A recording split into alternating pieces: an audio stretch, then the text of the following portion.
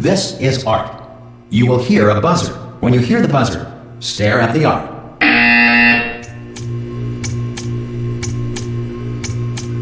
You should now feel mentally reinvigorated. Portal 2, the follow-up to the acclaimed title by the same name, -2, is the next, and in the vein of Valve, the final Portal game we have. Yes, I know there's a Portal thing for the VR, but I don't really count that as a full-fledged game. And with that, we get a masterful continuation of a game that set the seeds for something much bigger. But why is this game so good, and in my opinion, why is it even more masterful than Portal 1 was, which was basically already a masterpiece if you watched the last video? We're gonna break it down later in this video, but before we do, by YouTube law, I'm in fact obligated to kindly request that you hit that sub button down below if you're interested in any sort of long form video essays about why games are good, bad, good things about the game industry, or bad. I love video games. I want to shed some light and bring some insight into games new and old to you guys. So with that being said, let's dive into what makes Portal 2 just so fucking amazing.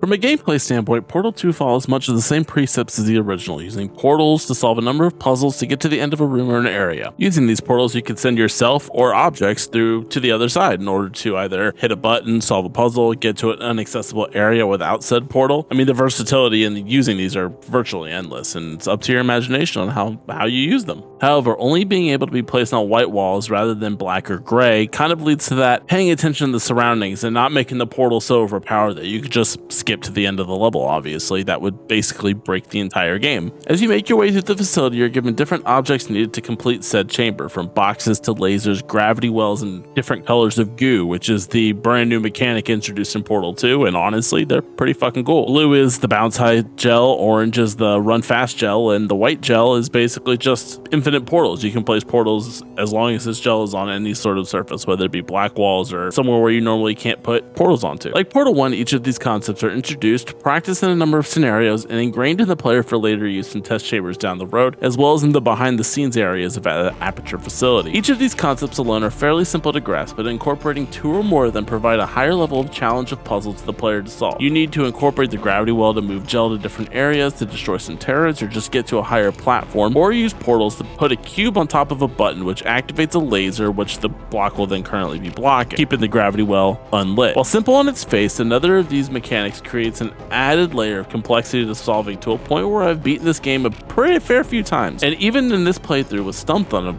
few different occasions towards the end. Given how relatively different core mechanics like these are, it's kind of amazing how not only Valve but the entire community were able to create and still create to this day so many different concepts and levels in Portal 2. There's a ton of content here for you if you want to continue and test and solve puzzles. I mean, the community generated stuff is just absolutely fantastic, and the amount of mods and additional content that kind of sort of fleshes out some fan narrated story it's like you could literally be playing Portal 2 for a very, very, very long time. Once again, like the first, the ability for Valve to arm you with knowledge, ingrain it in your brain, and continue to test you further on that knowledge not only makes you feel super smart when solving said puzzles, but honestly makes me just want more and more. God, I really wish that we would get a Portal 3 at this point. While a much more iterative process this time around, while still keeping the same basic concepts of utilizing portals to solve puzzles, the additions that are brought forward in Portal 2 are welcome additions to say the least, and really add to that complexity of puzzle and really give you something to chew on in the gameplay front. And off we go.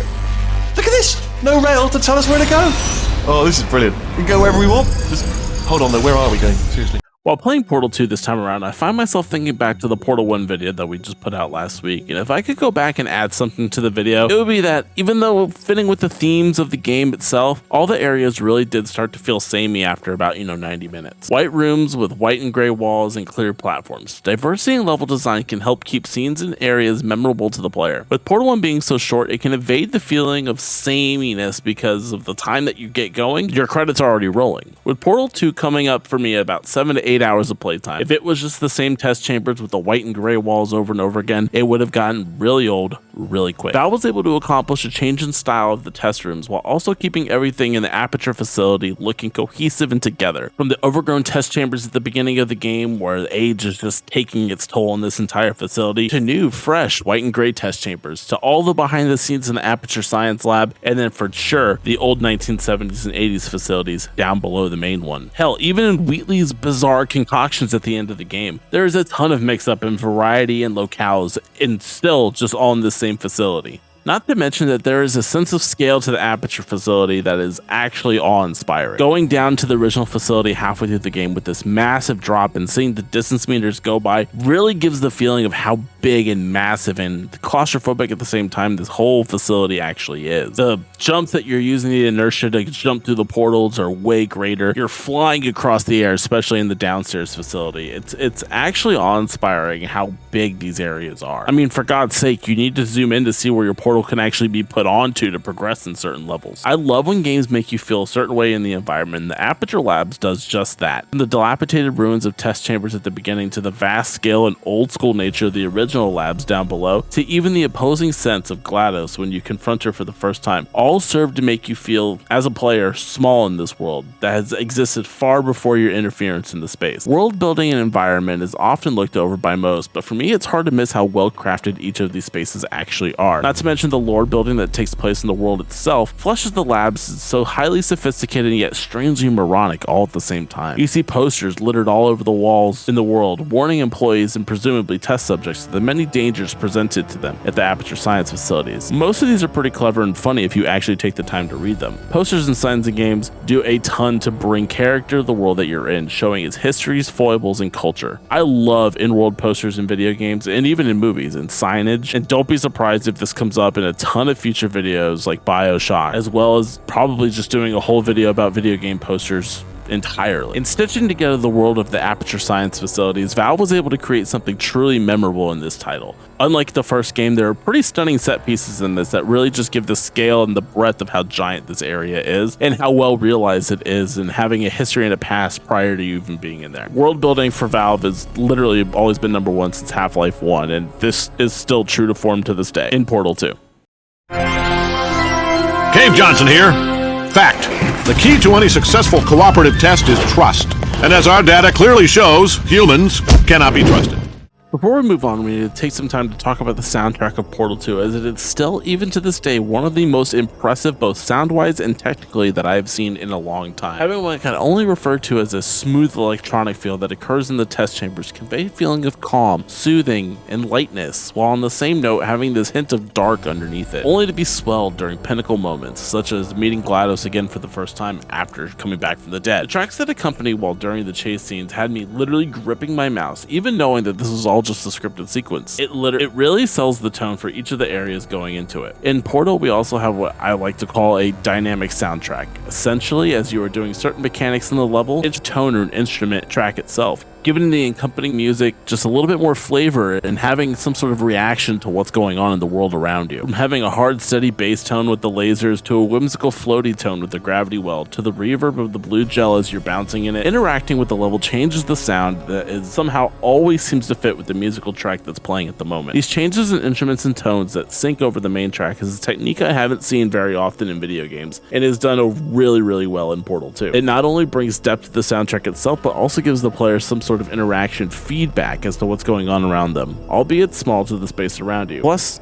it's just fucking cool as hell. And I have to say, this soundtrack in and of itself is entirely listenable to, outside of being in the actual game itself. It's really well done electronic music, and there's some tracks that just absolutely slap. Give it a listen. It's well worth your time. Get ready!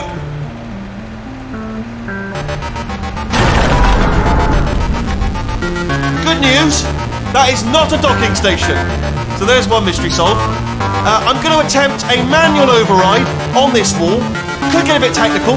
Hold on. Portal 2 also introduced co-op in this outing of puzzles, and I have to say, these are awesome as well. Expanding on the mechanics of the single-player experience, these levels are designed from the ground up for 2 players, and damn, are they actually fucking challenging. I played them before with my friend Cameron, shout out if you're watching this, as well as my dad back in the day to get the 100% achievements on Xbox. The best part about the co-op is it's actually based in the lore as well. You play as Peabody and Atlas, 2 robots specifically built for testing. You actually hear mention of these 2 towards the end of the game, which is a nice nod to these characters and kind of acknowledging the co-op experience in the game itself. They're goofy and quirky and pretty awesome little robots. With 2 players, this obviously gives the ability to shoot 4 portals to complete each puzzle rather than just 2. And it really, in adding and double the portals, adds to the double of the complexity as well for these levels, and teamwork and communication is key to beating each level. I wanted to get footage of this, but given work schedule and, you know, that not having friends thing, unfortunately I wasn't able to this time around. But this is probably some of the best co-op out there so far, so if you have a solid buddy or a person that you hate and that you really want to argue with, it's definitely worth your time checking it out. And it's essentially a full Portals game worth of content as well, so it's definitely worth your time.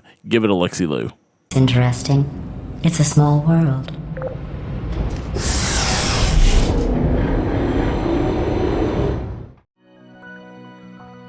Coming off of the co-op, it feels like a logical step to discuss the narrative of Portal 2, and while still relatively simplistic, much like Portal 1, it still does great things and a ton to flesh out the world of Aperture Science as well as the characters and robots populating the world around you. We start by waking up in a peaceful room with a cozy bed, warm lighting, and a painting for relaxation. Going through the motions as told by a friendly voice, we jump, look around, move, stare at the aforementioned painting before being knocked out. We wake up again 9,999 days, 99 hours, so on and so forth. Days later, the room now overgrown with moss and completely dilapidated, reflecting the long passage of time. We hear a kindly British voice of a cord named Wheatley, expertly voiced by Stephen Merchant of Hey Ladies and other Ricky Gervais joints. He explains the facility is falling apart and he wants to escape with you, and so, crashing the room into every wall, cube, and eventually test chamber known to man, you tumble out of the room into the first series of test chambers. Wheatley tells you that you have to go find a gun that makes portals, and you set off once again, placing blocks, opening doors, and moving through chambers until you find the aforementioned portal gun. After gaining access to said gun and witnessing some weird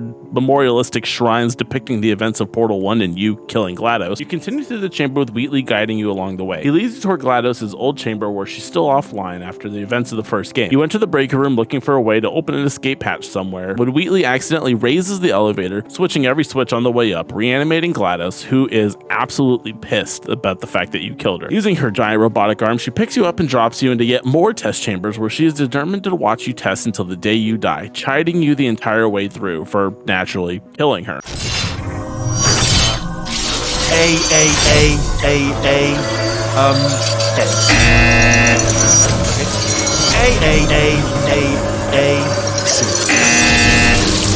Wait, did I do B? Jar pen? Start writing these down. Power up, complete. I don't. Okay, listen. All right, new plan. Act natural. You've done nothing wrong. Hello. Oh, it's you. As you make your way through more and more test chambers, you catch glimpses of Wheatley telling you that he has a plan for getting you out and just to keep testing until he can find a way. Eventually walking onto a launch pad which rather than sending you forward into the test chamber, sends you right into the behind the scenes levels of Aperture Science once again. Running through the platforms and locations behind all the test chambers, Wheatley's basically just telling you best way to stop GLaDOS and that you're going to reach her chamber and kill her once again. However, to stop her from actually being able to kill you, you need to go and deactivate her turrets and get rid of the nerve gas that she tried to use to murder you in Portal 1. So doing just that, you walk onto the turret manufacture line, replacing it with a broken robot to basically make all of them suck ass, as well as combusting the nerve gas center by raising the pressure so high that it basically crushes itself to death. With the turrets and nerve gas gone, you face GLaDOS once again, now completely disarmed from any real way of killing you, short of just crushing you. While This is trouble. Not again. Here comes that. Like the lady. Oh, you were busy back there. Well, I suppose we could just sit in this room and glare at each other until somebody drops dead. But I have a better idea. It's your old friend, deadly neurotoxin. If I were you, I'd take a deep breath and hold it. GLaDOS is chiding you and attempting to kill you. Wheatley tumbles down from a tube above, allowing the mainframe to detect another core in the area and asking if we want to do a core transfer to change who is in control of the mainframe. GLaDOS naturally says no, but Wheatley of course says yes. Leading to a stalemate, it's up to you to push the button to initiate the core transfer. GLaDOS attempts to stop you, but with the power of portals, naturally you make your way through, push a button, and Wheatley gets swapped into the core, where GLaDOS once was, being ripped out from her fucking socket. Oh, you are down there. I could barely see you. There. Let me tell you, I knew it was going to be cool to be in charge of everything. But, wow, this is cool.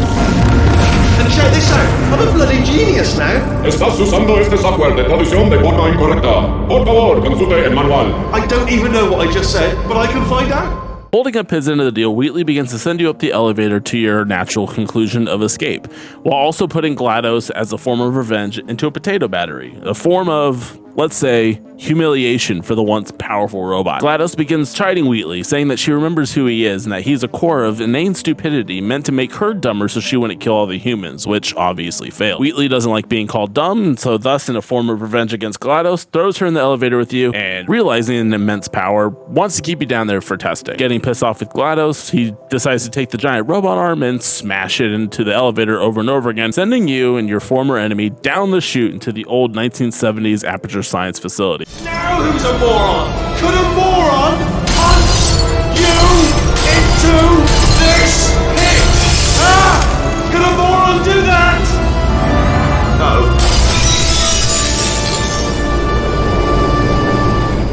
On the way down, GLaDOS ensures to ask you if you feel good about yourself for basically causing the destruction and killing of her and the entire facility. Further expounding upon why Wheatley was formed to basically make her more stupid, and that now that he's in control of the facility, he is sure to cause some sort of havoc and or blow up the facility itself. Landing at the bottom, GLaDOS is taken away by a bird because she is in fact a potato, and being left all alone in the vast cavernous facility, you discover what remains of the original Aperture facility, hearing the disembodied voice of audio logs left by the Aperture founder, Cave Johnson. Those of you helping us test the repulsion gel today, just follow the blue line on the floor. Those of you who volunteered to be injected with praying mantis DNA, I've got some good news and some bad news. Bad news is we're postponing those tests indefinitely. Good news is we've got a much better test for you. Fighting an army of mantis men. Pick up a rifle and follow the yellow line. You'll know when the test starts. Voiced by J.K. Simmons, who you may know as the Farmer's Insurance guy, along with J. Jonah Jameson from the Tobey Maguire Spider-Man movie. Along with the rantings of a man who created probably one of the most bizarre science facilities you've ever seen, you hear the voice of Assistant Caroline, who sounds oddly familiar. You hear the two discussing the tests you're in, speaking to the volunteers they have for testing, seemingly comprised of homeless people and drug addicts. This is where the gel mechanics we spoke of earlier come from, coming and leaking from giant tubes found in the area. Making your way through this dilapidated building, you run into a very familiar potato in the form of GLaDOS, who wants to go back up to the top with you to stop Wheatley, letting you know his core was designed to be inherently dumb and to make her stupider. Spoilers, it didn't work. She thinks he's gonna find a way to destroy the facility with his stupidity, and with that, the two of you begin searching for a way back up into the facility itself. Continuing to test and learning about these gels, the pair eventually make it up to the facility. As you progress, GLaDOS begins to realize who she actually is or based from and what she was copied from, that being the mind of Caroline. This causes an existential crisis in the machine that killed everyone, causing her to do some deep thinking. Making it up to the top, you see just how much damage Wheatley has caused in the time downstairs, with turret blocks being made to walk on buttons and failing miserably. Making yourself known, Wheatley forces you and GLaDOS to test, while GLaDOS works on a way to stop that stupidity in the form of Wheatley. In this area, you learn about the urge that each of these cores have to watch testing occur, which means that why Wheatley has an inane interest to watch you test in order to get some sort of itch like a crackhead, needing to snort more crack. I think that's what you do with crack, I don't actually know. It also explains the reason why GLaDOS was so intently watching you test as well, and wanting to watch you test until the day you inevitably perish. Much like drugs beforehand though, the more you take, the more you need in order to fix the itch. So thus, Wheatley begins mashing test rooms together, hopefully with a lot of testing done in one burst. The urge will be satisfied and he won't have to watch you test nearly as much. This doesn't occur. It's like a crackhead wanting more and more crack and not getting the same fix as their first crackhead. Talking about a lot of crack in this episode. As you begin testing, you hear alarms blaring from the systems above, basically saying that the core is melting down and the whole facility will self-destruct here soon if not resolved. Wheatley naturally hits the snooze alarm on these alarms and wants you to continue testing nonetheless. Eventually, it seems like the itch has subsided and GLaDOS becomes nervous, saying, "Uh-oh, I think you found them," referring to Atlas and Peabody from the co-op testing chambers, as was mentioned before in the video. Turns out this was right. Wheatley found them and now wants to kill Chell and GLaDOS for basically causing him a lot of problems, as he doesn't need them to test anymore. So once again, sending you on a launch pad to the side, forces you to land on a platform filled with giant spiky walls and tells you not to move so he can crush you to death. However, remember that the white portal gel lets you put portals anywhere, much like in the first game. Using your portals to escape, you escape imminent death in order to go and kill the now ruler of this facility. You and GLaDOS make your way to the facility once again, where Wheatley now calls his evil lair chamber, to which GLaDOS drops cores at you in order to try to initiate some sort of core transfer by basically corrupting Wheatley into the core, pardon the pun. After attaching 3 cores and having his corruption go up to 100%, another core transfer is asked if requested. GLaDOS says yes and Wheatley says no. So once again, it's up to you, Chell, to resolve this by basically pushing a button. However, and probably the only intelligent thing Wheatley's done this entire game, he's booby-trapped this button with a mine, basically blowing you up and leaving you for dead. As he's taunting you, one portal opens up underneath Wheatley's giant hanging form, while the roof shatters, exposing the moon above. You remember an old audio log you heard down in the 1970s chamber about how the white gel was made from moon dust and that it cost him all of his money to get a piece of that moon rock so he could make this gel. In a last-ditch attempt to save yourself as well as the facility, you shoot a portal up at the fucking moon. The ding occurs, the portal opens, and you and Wheatley begin being sucked out of the facility. As each core hits Wheatley in the back of the head, forcing him to be detached from the robotic arm, the core transfer being completed and GLaDOS being put inside, you find yourself floating in space, with 3 other robot cores being your only company. Eventually, a giant robotic arm reaches through the portal once again, plucking you out of the abyss and bringing you right back into the Aperture facility, leaving the other cores out there for death. With GLaDOS now back in the mainframe, she wants to reward you for all of your effort in putting her back in charge. For that, and also for the ease of convenience because she hasn't been able to kill you yet and it's easier just to get you gone, she sends you up to the surface to escape for real. As you head to the surface, passing a choir of singing turrets, you leave, only to have your old friend the companion cube tossed back at you as well. We fade to black,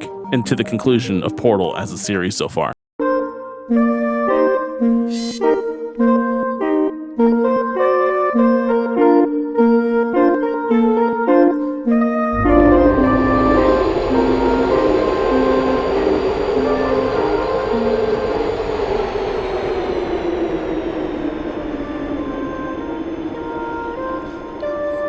Portal 2 as a narrative isn't all that groundbreaking in the moment-to-moment gameplay and story-wise. It really is a lot of testing of the backstabbing of Wheatley and the subsequent destruction of him, much like the events of the first one, but basically done twice. However, where Portal 2 shines is in the dialogue, character building, and world building. Exploring the remnants of the Aperture facility above and below shine a light on the different experiments, testing, and why the facility was even built in the first place. I especially like the 1970s and 80s part of the lab with the exposition of Cave Johnson, who in the beginning and up into the very end of his life cared solely about testing and trying to make humanity better. While it all seems highly misguided, it's entertaining to see how enthusiastic Cave was to test and make stuff, putting his money where his mouth is. When it comes to character, he is literally one of 3 we interact with on a regular, and all the dialogue is written phenomenally. It's funny, dark, and somehow these robots feel more human than you do, the only actual human left in the facility. From Cave Johnson's assistant throws her into a crisis of self, asking to be left alone for a while after coming to this realization, seemingly growing some semblance of morality, especially towards you. At the end, however, it's all turned on its head when she deletes Caroline from her subroutines, creating an evil maniacal robot that she once was. Wheatley is also the brevity and humor of this game, being not only humorous but supremely well voice acted. I really do wish Stephen Merchant would do more voices in video games, for sure, as this performance is just absolutely fantastic. For a puzzle game, the writing here is amazing and adds a ton to already great puzzles present in this outing. In my core, I wish that we would get a Portal 3, and if Valve ever wants to break the curse, this would be, and still is, one of the most requested sequels to an amazing title. Once again, this puzzle game is not just only a great puzzle game, but it's a superb game in its own right, but for its writing and its character. If you haven't played Portal 2, I mean, really, what are you doing? It's on Steam, you can play it on PS3 and on Xbox via the back compat program, as well as basically everywhere at this point. It regularly goes on sale for like dummy cheap, so you'd be a fool to not take advantage of it. So go do it right now. With that, we have come to the end of Portal 2 and Portal as a series as a whole. These games rule, and I urge all of you to play both in the series. They shouldn't take you more than 10 hours for both. And if you haven't played them in a while, but you've played them before, they're definitely well worth a revisit again, just to explore the great puzzles and mechanics that this game has to offer, as well as just revisit GLaDOS, because I'm sure she misses you. Once again, I want to thank you all for watching and giving me any semblance of moment of your time. If you made it this far, you should definitely smash that like button and hit the subscribe button down below. It all helps to get into the YouTube algorithm more and get this video shown to more people, and it helps the channel as a whole, and I will be eternally grateful. We're going to be trying some stuff in the next few videos here, including some one-off games that don't really have any sort of series, but are just cool games in their standalone own right, and something a little bit more general as well about the game industry as a whole, so keep an eye out for those. We do have a Discord server as well, so if you want to join the conversation to keep up to date with everything going on in my life as well as what's going up with the channel, the links will be down below. Also, while my editor SUNRAX is out for football camp or whatever the fuck he's gallivanting doing, he won't be editing these, so I apologize, I guess, in advance while recording this. His links will be down below as well, so definitely go get his stuff a look, because it's pretty fucking good. It's a lot of squad content, which is just a dope game in its own right. So, with that, we come to the end, and as always, my name is Brendan, and I'll see you guys in the next one. Have a good day, ladies and gentlemen. Subsequent destruction of him, much like the events of the first one, but basically done twice. However, where Portal 2 shines is in the dialogue, character building, and world building. Exploring the remnants of the Aperture facility above and below shine a light on the different experiments, testing, and why the facility was even built in the first place. I especially like the 1970s and 80s part of the lab with the exposition of Cave Johnson, who in the beginning and up into the very end of his life cared solely about testing and trying to make humanity better. While it all seems highly misguided, it's entertaining to see how enthusiastic Cave was to test and make stuff, putting his money where his mouth is. When it comes to character, he is literally one of 3 we interact with on a regular, and all the dialogue is written phenomenally. It's funny, dark, and somehow these robots feel more human than you do, the only actual human left in the facility. From Cave Johnson's assistant throws her into a crisis of self, asking to be left alone for a while after coming to this realization, seemingly growing some semblance of morality, especially towards you. At the end, however, it's all turned on its head when she deletes Caroline from her subroutines, creating an evil maniacal robot that she once was. Wheatley is also the brevity and humor of this game, being not only humorous but supremely well voice acted. I really do wish Stephen Merchant would do more voices in video games, for sure, as this performance is just absolutely fantastic. For a puzzle game, the writing here is amazing and adds a ton to already great puzzles present in this outing. In my core, I wish that we would get a Portal 3, and if Valve ever wants to break the curse, this would be and still is one of the most requested sequels to an amazing title. Once again, this puzzle game is not just only a great puzzle game, but it's a superb game in its own right, but for its writing and its character. If you haven't played Portal 2, I mean, really, what are you doing? It's on Steam, you can play it on PS3 and on Xbox via the back compat program, as well as basically everywhere at this point. It regularly goes on sale for like dummy cheap, so you'd be a fool to not take advantage of it. So go do it right now. With that, we have come to the end of Portal 2 and Portal as a series as a whole. These games rule, and I urge all of you to play both in the series. They shouldn't take you more than 10 hours for both. And if you haven't played them in a while, but you've played them before, they're definitely well worth a revisit again, just to explore the great puzzles and mechanics that this game has to offer, as well as just revisit GLaDOS, because I'm sure she misses it. Once again, I want to thank you all for watching and giving me any semblance of moment of your time. If you made it this far, you should definitely smash that like button and hit the subscribe button down below. It all helps to get into the YouTube algorithm more and get this video shown to more people, and it helps the channel as a whole, and I will be eternally grateful. We're going to be trying some stuff in the next few videos here, including some one-off games that don't really have any sort of series, but are just cool games in a standalone, and something a little bit more general as well about the game industry as a whole, so keep an eye out for those. We do have a Discord server as well, so if you want to join the conversation and keep up to date with everything going on in my life as well as what's going on in the channel, the links will be down below. Also, while my editor SUNRAX is out for football camp, whatever the fuck is gallivanting doing, he will be editing me, so I apologize, I guess, in advance for recording this. His links will be down below as well, so definitely go get his stuff a look, because it's pretty fucking good. It's a lot of squad content, which is just a dope game in its own right. So, with that, we've come to the end, and as always, my name is Brendan, and I'll see you guys in the next one. Have a good day, ladies and gentlemen.